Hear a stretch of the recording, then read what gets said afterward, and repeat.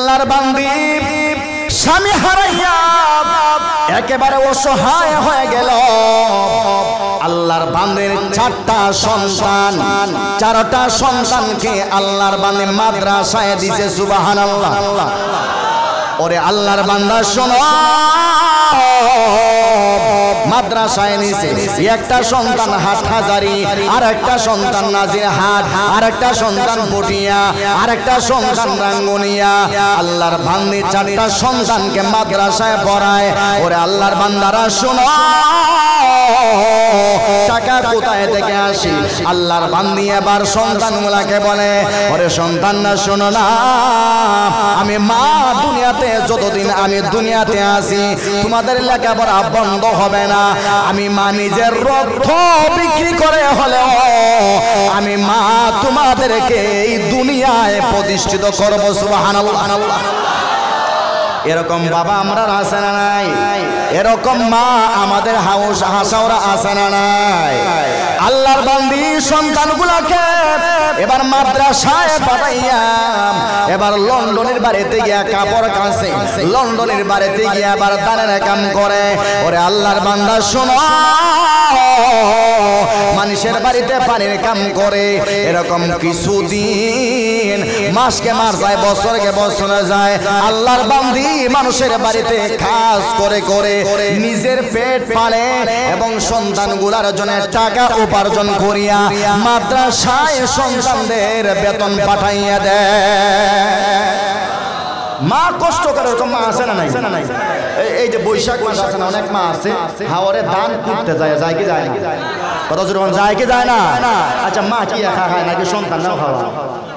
সন্তানটা খাওয়ায় না, সন্তানটারে খাওয়ায়। কিন্তু দেখবেন অনেক মা আছে, মা নিজে ভিক্ষা করে কিন্তু সন্তান মোবাইল টিভি খায়। এরকম আছে না নাই? মা ভিক্ষা করে কিন্তু সন্তান ঠিক 36 সালের মতো বাজার ট্যাঙ্কের উপর ট্যাঙ্ক তুলে শার্ট আনে আর সিগারেট খানা। ওরকম আছে না নাই? অথচ তার বাবা রিক্সার ড্রাইভার, তার বাবা মানুষের বাড়িতে কাজ করে, অথচ সে আত্মি মারা বেড়া, সে কাম করলে বাবা মা আরামে খাইতে পারলো না। কথা মানে আছে না নাই? অনেক আছে। আল্লাহর বান্দি মানুষের বাড়িতে কাপড় কাছে, মানুষের বাড়িতে ধান ভাঙায়, মানুষের বাড়িতে পানি বয়া দেয়। এরকম কাম করে করে করে করে আল্লাহর বান্দি টাকা যা কিছু উপার্জন করে মাদ্রাসায় পাঠায় দেয়। বলে, বাবারে তোমরা দেশে আইসো না, আমি তোমাদের টাকা মাদ্রাসায় পৌঁছায় দিব, তোমরা লেখাপড়ায় মনোযোগী হও। তোমাদের বাবা নাই তো কি হয়েছে, আমি মা তো আছি, আমি মা দুনিয়াতে যতদিন আছি তোমাদের লেখাপড়া আছে।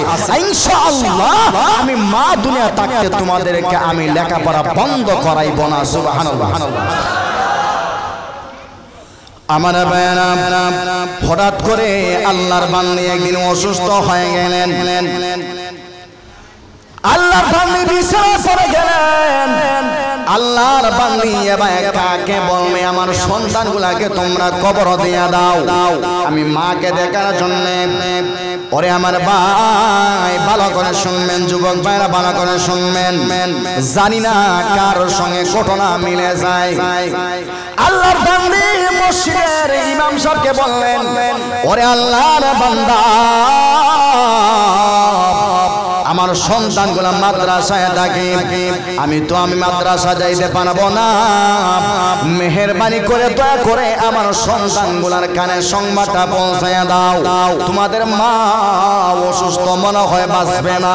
যদি মনে চায় একটা নজর তোমরা তোমাদের মাকে তোমরা দেখতে আসো। সুবহানাল্লাহ। সংবাদটা কানে পৌঁছার সঙ্গে সঙ্গে ওই চার ভাই এবার পাগল হয়ে গেল। এবার কি দিয়ে আসবে? বিমান দিয়ে আসবে নাকি উড়োজাহাজে আসবে নাকি পাখির মতো উড়ে আসবে মাকে দেখার জন্য? কারণ দুনিয়া থেকে বাবা যখন চলে গেলেন, তাদের ভরসা একমাত্র মাই ছিলেন, দ্বিতীয় আর কেউ নাই। কত জোরে বলেন ঠিক কিনা? যারা সন্তান বাড়িতে আসার পরে মা এবার দেখা যায় বিছানা শায়িত। বড় সন্তান এবার মার মাথার সামনে ডানে দাঁড়াইছে। ছোট্ট একটা সন্তান আছে, এখনো বালেগা হয় নাই, মার ডান পাশে মাথার সামনে দাঁড়াইছে। মেজ সন্তান এবার বামে, এর পরের সন্তান এবার ডানে চারো ভাই মাকে গিরিয়া দুনিয়া মহান আল্লাহর কালাম তারা তেলাওয়াত করবে। এর আগে তারা মাকে জিজ্ঞেস করতেছে, মা হঠাৎ করে তুমি অসুস্থ হয়ে গেলা, বেমারে পড়ে গেলা, এর কারণ কি আমাদের কথা বললা না? এবার বড় সন্তান হঠাৎ করে মার হাত ধরে বলে, ও মা তোমার হাত কালো হয়ে গেল কেন? তোমার হাতে পুষ্কা পড়িয়া গেল। ওগো মা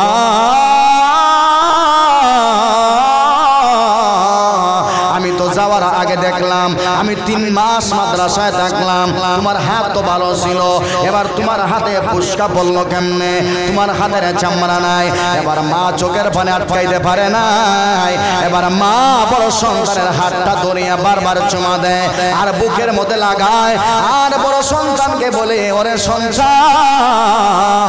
তোমরা তো জানো তোমাদের বাবা দুনিয়া থেকে যাওয়ার পরে তোমাদের ভরসার জায়গায় একমাত্র আমি মা। তোমাদের লেখাপড়ার টাকা কে দিবে কেউ জানে না, তোমাদের খাওয়ার টাকা কে দিবে, তোমাদের পোশাকের টাকা কে দিবে, মাদ্রাসায় অসুস্থ হইলে তোমাদেরকে ডাক্তারের টাকা কে দিবে তোমরা নিজেও জানতা না। ওরে সন্তান শোনো,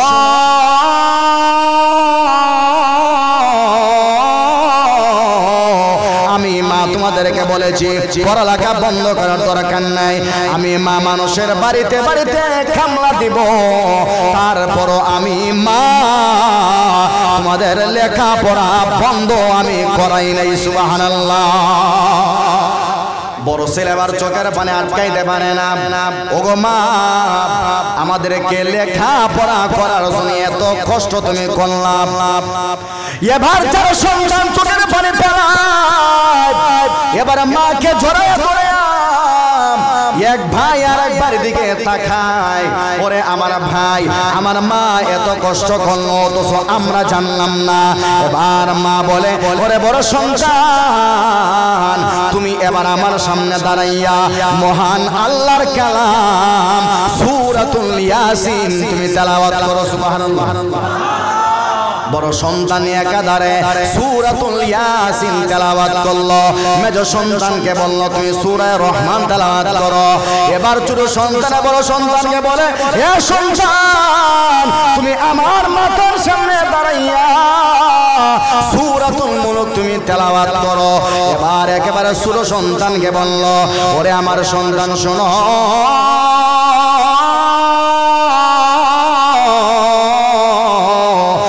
এবার আমার সামনে দাঁড়াইয়া মহান আল্লাহর কালাম সূরাতুত তাহা আমার সামনে তুমি তেলাওয়াত করো। সুবহানাল্লাহ। আর একটু জোরে সুবহানাল্লাহ। চারো ভাই 6টা সূরা মার সামনে দাঁড়াইয়া তেলাওয়াত করলো। মার সামনে তেলাওয়াত করার পর এবার মা ছোট সন্তান তার হাত ধরিয়া, যেই সন্তান এখনো বালেগ হয় নাই, এখনো মার দয়া মায়ার কথা বলে নাই, ওই সন্তানদের হাত ধরিয়া বড় ভাইয়ের হাতটা ধরছে। বড় ভাইয়ের হাতটা ধরিয়া এবার বড় ভাইয়ের কাছে সমঝাইয়া বলে, ওরে বড় সন্তান শোনো, এই হলো তোর ছোট ভাই, যে ভাই বাবার আদর পায় নাই, যে ভাই মায়ের আদর পায় নাই। ওরে সন্তান শোনো, আমি মা আমার ছোট্ট সন্তানটাকে তোর কাছে আমি সমঝাইয়া গেলাম, তোর কাছে আমি দিয়া গেলাম। এ হলো তোর ছোট ভাই, যেই ছোট ভাই তার বাবার আদর পায় নাই, যেই ছোট ভাই তার মার স্নেহ মায়া মমতা এখনো বেশি করে পায় নাই। আমি তোর কাছে তোকে আমি জিম্মাদার বানায় গেলাম। এই ছোট ভাই তোর যত কষ্ট দেয় না কেন, তুই তোর ছোট ভাইকে কোনোদিন কষ্ট দিবে না। মা ছোট ভাইকে বড় ভাইয়ের কাছে সমঝাই দেয়, যেরকম আমাদের এলাকা দেখে দেন কথা জুড়ে হয় না আপনারা দে যে এই ছোট সন্তানটা আমি মার আদর বেশি দিন পায় নাই, বাবার স্নেহ মায়া মমতাও পায় নাই, আমি মা হিসাবে তুই বড় সন্তান যেহেতু তোর কাছে জিম্মাদারি দেয়া গেলাম। আজকে আমাদের এলাকায় দেখ, আমাদের সমাজে বড় ভাই যত কষ্ট করে না কেন, দেখা যায় সর্বশেষ বড় ভাই জিরোই থাকে। কথা একটু আসতে হয় না, ছোট ভাই দেখবাই ধনী, বড় ভাই শেষ পর্যন্ত জিরোই থাকে। কথা জোরে হন, ঠিক কিনা? যেই বড় ভাই ছোট ভাইগুলোকে কুলে পিঠে করে মানুষ করলো, শেষ পর্যন্ত ওই বড় ভাই জিরো এন্ডা। আছে না নাই? অনেক অনেক অনেক। আমার ভাইয়েরা, হঠাৎ করে মা এবার বলল, এ সন্তান তোমরা আমার সামন থেকে তোমরা সরে দাঁড়াও। আমি আমার চোখ দিয়া কি যেন আমি দেখি যে আমার সামনে আসতেছে। সুবহানাল্লাহ জুড়ে বই। সবাই সুবহানাল্লাহ কইছেন না আপনারা? ও পিছনে যারা আছেন আপনারা কি আলো আসুন? ডেক রেডি আছে, সমস্যা নাই। 100 ফেকেট হইতেছে। আমি যে কথাগুলো কইতেছি আপনারা খেয়াল আছে? আমি কিন্তু আপনার রূপে আমার কিন্তু নজর ইজিগিরি আছে। খে খেয়ালও আছে না, খে বিয়ে খেয়াল আছে, আমি দেখব চাই। আমি তো হসম দেখি। আমার ভাইয়েরা, এবার মা সন্তানগুলাকে বলে তোমরা একটু পাশাপাশি হয়ে দাঁড়াও, একটু দূরে যাও। এ মুসলমান ভাই, মা এবার সরাসরি তাকায় আছে, কারণ মার 4টা সন্তান হলো হাফেজে কোরআন। সুবহানাল্লাহ। আমরা রেখটা শুনি হাফেজে কোরআন। আজকে হাফেজে কোরআন হইলে সমাজও দাম নাই। কই নাও যদি হাফেজ চাপলে দাম আছে, মাত্র রমজান মাসে 40,000 টাকা। আর সারা বছর তো হুক্কা। আর একজন ইঞ্জিনিয়ার যদি হয় তাহলে তো কলমের কোসাইটা রুজি আছে, সমস্যা নাই। সমাজের মধ্যে দামি হইল ইঞ্জিনিয়ার, প্রফেসর আর ডাক্তার। কথা ঠিক কিনা? কিন্তু রে ভাই, এই সমাজে এবং আসমানে আমার আল্লাহর কাছে সবচেয়ে দামি হলো উলামায়ে কেরাম। কথা জোরে বলেন, ঠিক কিনা? মুসলমান ভাই, আল্লাহর বান্দা কিছুক্ষণ পর এবার জবান দিয়া এবার নিজে নিজে কলিমা পড়তেছে, লা ইলাহা ইল্লাল্লাহু মুহাম্মাদুর রাসূলুল্লাহ। আল্লাহর বান্দা এবার কলিমা পড়ে, জবান দিয়া কলিমা পড়ে আল্লাহর বান্দা এই জায়গায় সন্তানগুলোর সামনে দুনিয়া থেকে আল্লাহর বান্দা বিদায় হয়ে গেছে। এবার সন্তানগুলা মাকে দাফন করবেন। সন্তানগুলা মাকে দাফন করিয়া ভালো করে খেয়াল করবেন। সন্তানগুলা মাকে দাফন করিয়া এবার সন্তানগুলা 4 ভাই, এক ভাই আরেক ভাই গলার মতো দরিয়া যখন রাত্রের বেলা ঘুমাইছে, রাত্রে 2টার সময় এবার বড় ভাই খেয়াল করে দেখে আমার ডানে আমার যে ছোট ভাইটা ছিল হঠাৎ করে আমার ডানের বালিশের মাথা নাই। এবার সে যখন ঘুম থেকে উঠলো, এবার তাকায়, হায় রে হায়, আমার ছোট ভাই যে ভাইটাকে আমার মা আমার কাছে দিয়া গেছিলেন ওই ভাইটা আবার বিছানায় নাই। 3 ভাই এবার পাগলের মতো উঠিয়া গেল। আমাদের ছোট ভাই এবার কোথায় চলে গেল? সবাই পেরেশান হয়ে গেছে। এবার পেরেশান হওয়ার পর এবার বড় ভাই 3 ভাইকে বলে, আমার ভাইরা ভালো করে শুনবা। এবার 2 ভাইকে বড় ভাই নিয়ে গুরুস্থানে চলে গেছে। অনেক দূর তাকার পরে একটা দূর আছে, তাকায় দেখে ছোট সন্তান মার গুরুস্থানের সামনে দাঁড়াইয়া 2টা হাঁটু গাড়িয়া বসিয়া মহান আল্লাহর কাছে 2 হাত তুলিয়া মুনাজাত করতেছে। রাত্রে 2টার সময় আমরা তো বছর বসরিয়া খামলাম। আমরা একদিন আয় সবে বরাত মাল লাগে দোয়া করি, আর সবে বরাত মাল লাগে দোয়া করি, আর সারা বছর যায় আর স্মরণে আনি না। হঠাৎ জোরে আছে না নাই? সবে বরাত মাল লাগে দোয়া করি, আর সবাই কত দোয়া করি, আর সারাটা বছর যায়, মাও নাই বাবাও নাই। আছে না? হঠাৎ জোরে আছে না নাই?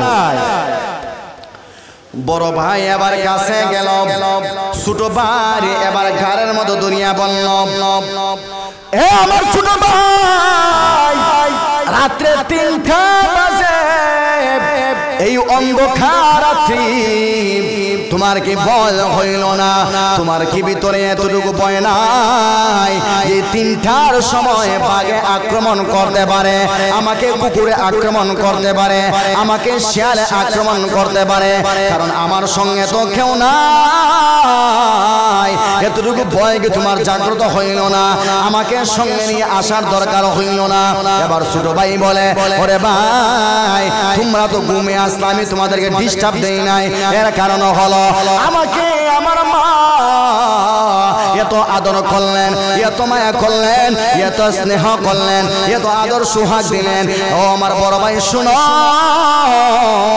বলো না আমার মা একা একা গুরুস্থানে চাইত, আমি কেমনে আমার মাকে একা একা গুরুস্থানে রাখিয়া আমি ছোট্ট সংসার আরামের বিছানায় আমি ঘুমাইয়া থাকি। সুবহানাল্লাহ। তোমরা তো ঘুমাইতেছো, আমার মা একা একা গুরুস্থানে ঘুমের মধ্যে আছে, আমি আমার মার একা একা রাইকা কেমনে আমি বাড়ির মধ্যে একা একা ঘুমাই? এর জন্য আমার মার টেনশন আমার ভিতরে ঢুকিয়া গেছে, আমার মার ভালোবাসা মহব্বত আমার ভিতরে জাগ্রত হয়ে গেছে। এই জন্য রাত্রে 3টার সময় আমার মার কথা স্মরণ হয়ে যাওয়ার কারণে আমি তোমাদেরকে জাগ্রত করি নাই, আমি একা একা গুরুস্থানে চলে আসছি। আমি আমার মার জন্য মহান আল্লাহর কাছে আমি মাফি চাইতেছি, দোয়া করতেছি। সুবহানাল্লাহ। আর একটু জোরে সুবহানাল্লাহ।